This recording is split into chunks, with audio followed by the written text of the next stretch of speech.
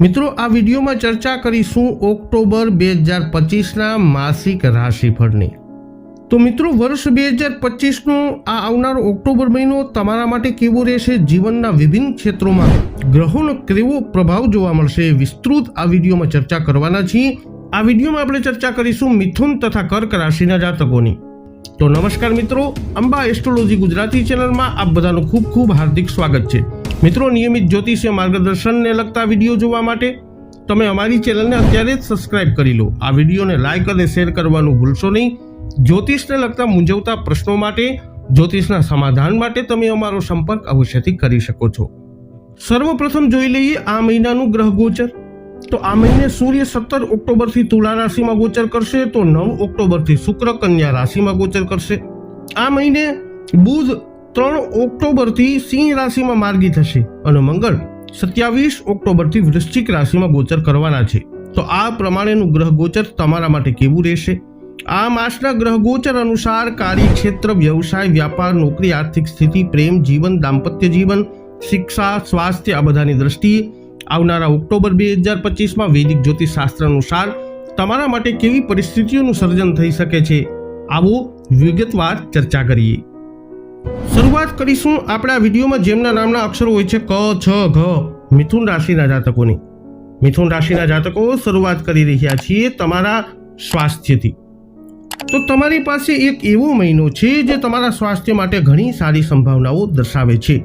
જેમને પાચનતંત્ર સરળતાથી ખલેલ પહોંચાડે છે તેમને પણ તેમની સમસ્યાઓમાંથી રાહત મળશે, તેમજ જેમને ખાંસી, શરદી અને શ્વાસ નળીઓનો સોજો થવાની સંભાવના છે તેમને પણ રાહત મળશે। આનો અર્થ એ છે કે સામાન્ય સ્થિતિમાં સુધારો થશે। તમને સ્નાયુઓમાં ખેંચાણની થોડી તકલીફો આ મહિને થઈ શકે છે, જો કે આ થોડા સમય માટે રહેશે અને કોઈ ગંભીર સ્વાસ્થ્ય સમસ્યાઓ ઊભી કરશે નહીં। સારો મહિનો જે દરમિયાન સામાન્ય સંભાળ અને ધ્યાન સાથે તમે એકદમ ફિટ આ મહિને રહેશો। વાત કરીએ મિથુન રાશિના જાતકો તમારા આર્થિક સ્થિતિની। તો આ મહિને ગ્રહો તરફથી શુભ સંકેતો મળવાના છે।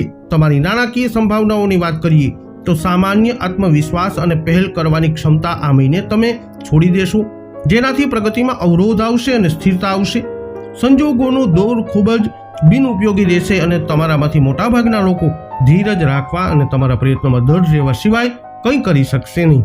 પરિવહન ઉદ્યોગ સાથે જોડાયેલા લોકો માટે આ સમય ખાસ કરીને બિનઉપયોગી બની શકે છે।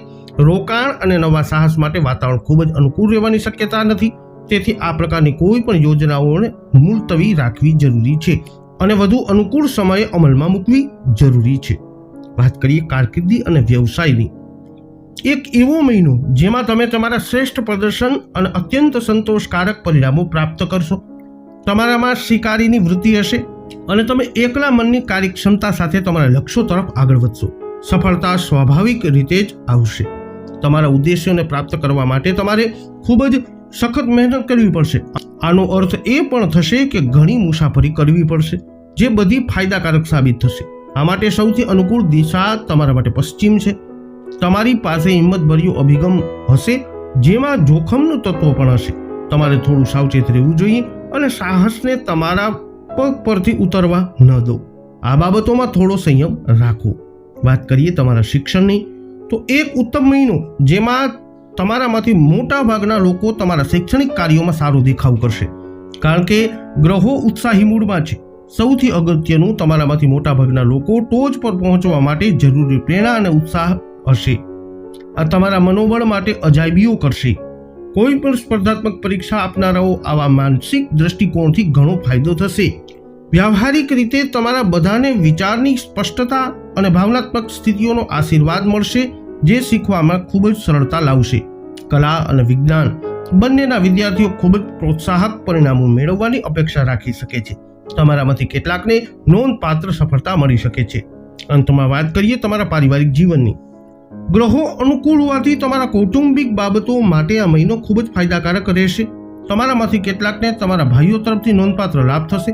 હકીકતમાં આ મહિનાનો સૌથી મહત્વપૂર્ણ લાભ બની શકે છે। પરિવારનું વાતાવરણ ખૂબ જ સુખદ રહેશે, સભ્યોમાં સુમેળ રહેશે અને જો કોઈ મતભેદ હોય તો તણાવના સંકેતો ઓછા થઈ શકે છે। નાણાકીય રીતે પણ તમે બધા સારી રીતે આગળ વધવાની આશા રાખી શકો છો અને પરિવારની કુલ આવકમાં વધારો થવાની સંભાવનાઓ સ્પષ્ટ છે। બાળકો સંતોષકારક રીતે કાર્ય કરશે અને તમને સંતોષનું કારણ આપશે. એકંદરે મહિનો લાભદાયક રહેશે. હવે વાત કરીશું જેમના નામના અક્ષરો હોય છે ડ અને હ, કર્ક રાશિના જાતકોની. કર્ક રાશિના જાતકો, શરૂઆત કરી રહ્યા છીએ તમારા સ્વાસ્થ્યથી. આ મહિનો તમને તમારી સામે રહેલા ગ્રહોનું સંયોજન તમારા સ્વાસ્થ્ય માટે ખૂબ જ સારું નથી. એવી શક્યતા છે કે વધુ પડતા પરિશ્રમ અને થાકને કારણે તમે સામાન્ય નબળાઈ અને નર્વસ ડિસઓર્ડરની સ્થિતિમાં આવી શકો છો. તમારે કોઈ પણ કિંમતે આનાથી બચવું જોઈએ. પ્રવૃત્તિનું એક નવું સમયપત્રક બનાવવું જે તમારા શરીર પર બિનજરૂરી તાણ ન લાવે.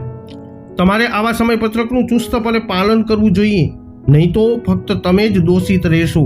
વધુમાં સંધિવા જેવી ક્રોનિક બીમારીઓની કોઈ પણ સંભાવનાઓને વધુ કાળજીથી સારવાર આપવી પડશે, કારણ કે આ બીમારીઓ વધુ ખરાબ થવાની શક્યતા છે. કાળજી રાખો, કારણ કે આગળ મુશ્કેલ સમય છે. વાત કરીએ આર્થિક સ્થિતિની, તો આ મહિને તમારી સામે રહેલા ગ્રહોનું સ્વરૂપ તમારા માટે આગ્રહી મૂડમાં નથી અને તેથી તમારી નાણાકીય સંભાવનાઓ વિશે ખાસ કંઈક ઉજ્જવળ નથી. તમારામાંથી મોટાભાગના લોકોમાં તમારા સામાન્ય આત્મવિશ્વાસનો અભાવ હશે, જે પહેલ કરવાની તમારી ક્ષમતા પર પ્રતિકૂળ અસર કરશે. આનાથી ચોક્કસ સ્થિરતા આવશે અને આગળની બધી વૃત્તિ અટકી જશે. રોકાણ અને નવા સાહસો શરૂ કરવા માટે વાતાવરણ પણ અનુકૂળ રહેશે નહીં. તેથી આવી કોઈ પણ યોજનાઓને મોડા અને વધુ અનુકૂળ સમય માટે મુલતવી રાખવી જરૂરી છે. લેખકો, કવિઓ અને તેમના જેવા અન્ય લોકોએ નબળા સમય માટે જોગવાઈ કરવી જોઈએ, કારણ કે આવી દૂરંદેશી આ આવતા મહિનામાં ખૂબ જ મદદરૂપ છે. કારકિર્દી અને વ્યવસાયની વાત કરીએ તો આ મહિને તમારા વ્યાવસાયિક વિકાસ માટે ખાસ કંઈ શુભ નથી. તમે ઘણી મુસાફરી કરશો, પરંતુ આ બધી કસરતો લગભગ નિરર્થક રહેશે અને ફળ આપવામાં નિષ્ફળ જશે. જોકે પશ્ચિમ તરફની યાત્રામાં તમારા માટે થોડી ટકાવારી બની શકે છે. તમારે તમારા સાથીદારો સાથે ગંભીર સંઘર્ષમાં ન પડવાનું ધ્યાન રાખવું જોઈએ, પછી ભલે તે વ્યવસાયમાં હોય કે સેવામાં. ધીરજ રાખો અને મુશ્કેલીના સ્થળોએ કામ કરો. કામ પ્રત્યેના તમારા હિંમતવાન અભિગમમાં જોખમનું આંતરિક તત્વ હોઈ શકે છે. આ એક બીજું ક્ષેત્ર છે જેમાં કેટલાક નિવારક પગલાં લેવાની જરૂરત છે. તમે સખત મહેનત કરશો, પરંતુ આ તમારા આયોજિત ઉદ્દેશોને પૂર્ણ કરવામાં નિષ્ફળ થઈ શકે છે, કારણ કે પરિસ્થિતિઓ ફક્ત અનુકૂળ નથી.